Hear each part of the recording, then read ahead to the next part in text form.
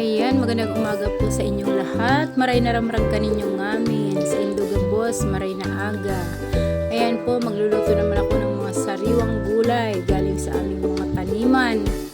Ayan, may mangga, may akuan, may iba't ibang klase ng prutas. At yan ang aking munting bahay kubo na yan, mga tinanim kong halaman. Hindi pa siya masyadong malago kasi minsan tinitira pa siya ng mga aso ko na alaga. Talagang imbis pa usbong na siya, minsan talagang kinakalaykay pa ng mga aso kong nakabitaw. At yan, yung mga halaman ko talagang nilagyan ko ng patungan kasi para hindi siya abutin ng mga mapaglarong mga aso na alaga. Hindi po kasi pwede na walang aso dito kasi wala kami medyo malayo ang mga kapitbahay, kaya kailangan may aso para malayo pa man yung tao, kumakahol na sila. At yan, ang iyong Manay Sale Vlog,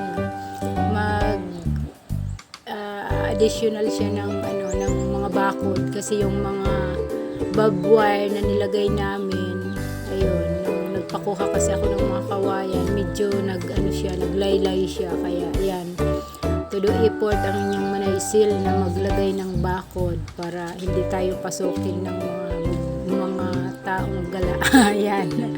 Yun. Talagang todo lakas talaga ako dyan. Talagang binuhat ko yung napaka daming kawayan na yan. Nagkasugat-sugat yung aking mga kamay sa na yan, sa kawayan na yan. Kasi marami siyang mga tusok-tusok. Yan.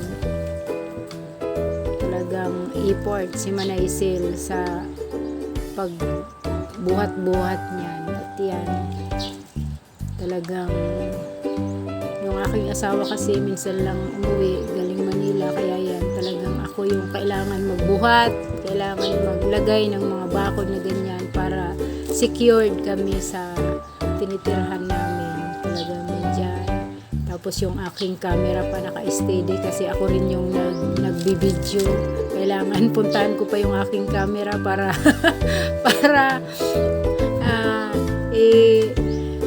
i-play ko na naman, tapos papatayin ko na naman. Ayan, lagay talaga ako dyan ng bako para hindi kami mapasok. Yan, mabubuting loob. Yan, mahirap po kasi sa panahon ngayon, hindi nakagaya dati na kahit walang bakod ang bahay mo, matulog ka dyan na walang bakod, okay lang. Ngayon, medyo iba na rin po ang panahon. Kaya kailangan natin i-secure yung ating bakuran. Yan, para safe tayo, hindi tayo nag-aalala. Yan, talagang pawis-pawisan ako dyan. Talagang nandun, todo effort, ang inyong Manaisil. Yan. At yan na. Napakalawak po niyan na nalagyan ko. Halos ilang oras ako na naglagay niyan. Hanggang dun sa dulo. Hanggang dun pa sa likod. Napakarami niyan. At yan na, magluluto na po tayo. Shoutout nga po pala sa aking tagapanood, si Sister Chona de los Trenos. Ayan, lagi siyang nagko-comment. Kumusta ka po, Sister Chona? Shoutout sa iyo. At Sister Judy Kumboy. Ayan.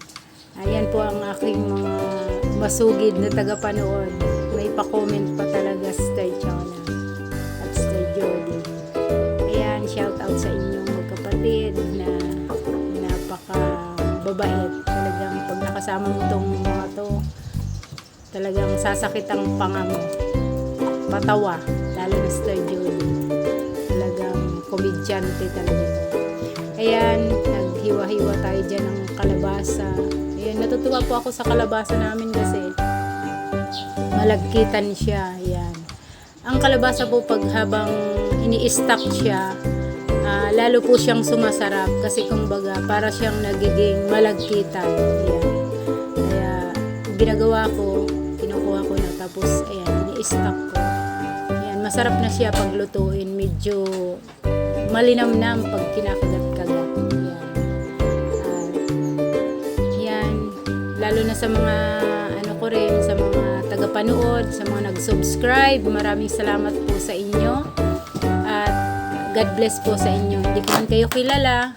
Salamat po at pinapanood nyo po ang aking vlog. Ayan, nag-ano rin po ako ng bulaklak ng malunggay, bunga ng malunggay, dahon ng malunggay. Hindi ko na kailangan siguro mag-inom-inom ng mga vitamins kasi sa mga gulay lang, talagang napakaraming gulay dito sa aking kapaligiran. Yan yung ampalaya nga namin, sobrang dami. Mga ampalayang dahon, ampalayang bunga. Yan, marami po. At saka marami pa akong itatanim na mga gulay-gulay. Kaya lang medyo ngayon na tag-init, mahirap kasi nakakapagod magdilig-dilig. Kaya kailangan antayin muna natin magtag-ulan. Pero yung mga ibang gulay dyan, yung mga iba tumutubo na lang kasi yung mga nilalaglag na buto, ayan, tumutubo na. Kaya yan, maganda naman kasi meron kaming irrigation, yun ang ginagamit namin pandilig. At pag wala yung irrigation, yung solar, ayan, na kinakabit ng aking asawa pandilig. At yan ang pinang sahog ko lang dyan, dilis. Inano ko muna yung dilis para hindi siya makunat kainin. Kailangan pag magsasahog ka ng dilis, iprito mo muna para crunchy siya. Pag sinahog mo, malasang-malasa. Ayan, talagang napakasarap ng mga gulay, ng mga sariwa. At yan, iprito-prito muna natin. Lutuin yung dilis. At yan, umuusok-usok. Yan.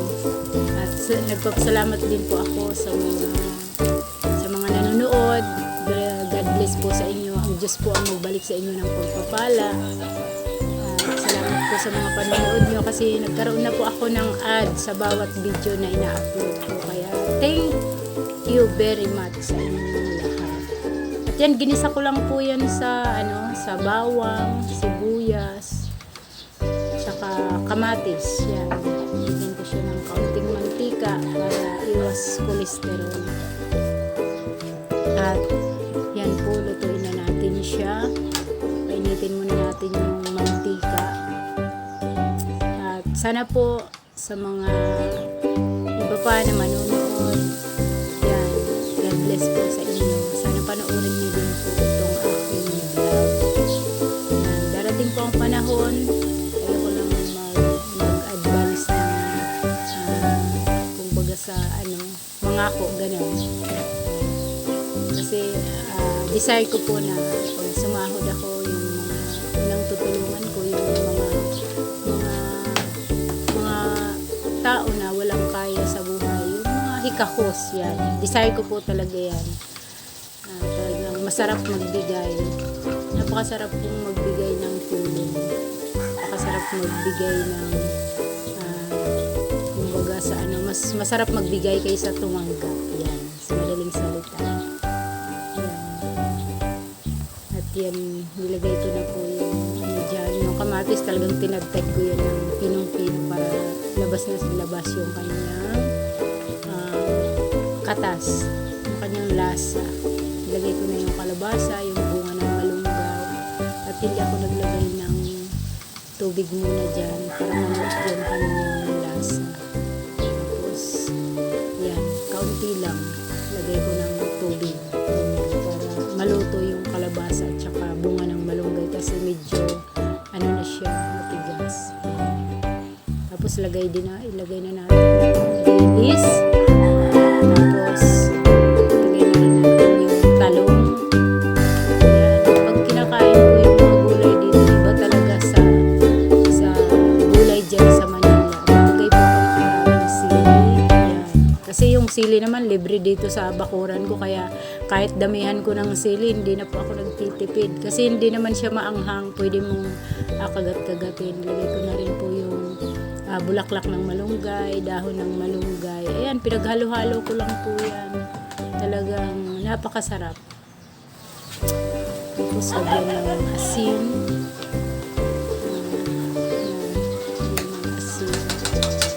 Tapos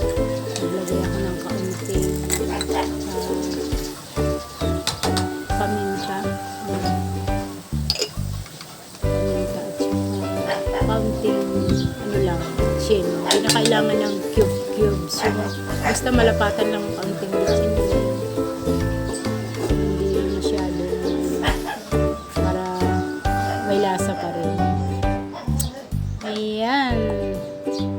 Taran! Ayan. Napakasarap po. Ganyan lang siya. Talagang masarap mag-ulam ng ano. Parang, mas marami po akong nakakaing kanin ng gulay, ganyan. Ginaganahan po akong kumain pag gulay talaga. Pero natakam ako. Pero pag mga kanin, hindi po ako masyado. Bihirang-bihira lang dahil sa anak ko. Pagamat magluto kami ng karne, marami pa ng gulay ang sa loob. Kaya po natin